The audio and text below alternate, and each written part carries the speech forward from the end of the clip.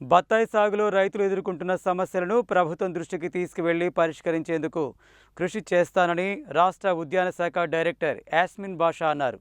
రైతులు బత్తాయి సాగులో సేంద్రియ ఎరువులకు ప్రాధాన్యత ఇవ్వాలని అన్నారు.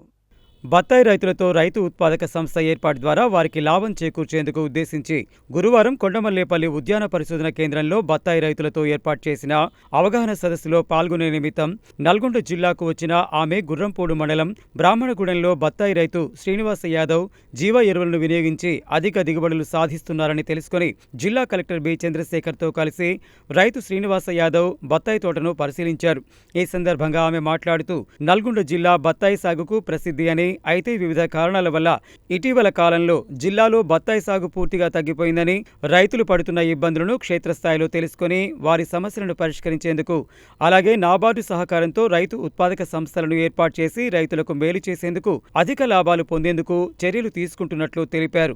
బత్తాయిలో జీవ ఎరువులు వాడడం వల్ల లాభాలు పెరిగే అవకాశం ఉందని శ్రీనివాస్ యాదవ్ బత్తాయి క్షేత్రాన్ని పరిశీలించిన తర్వాత అర్థమైందని, అందువల్ల రైతులు బత్తాయి సాగులో సేంద్రియ ఎరువులకు ప్రాధాన్యత ఇవ్వాలని అన్నారు.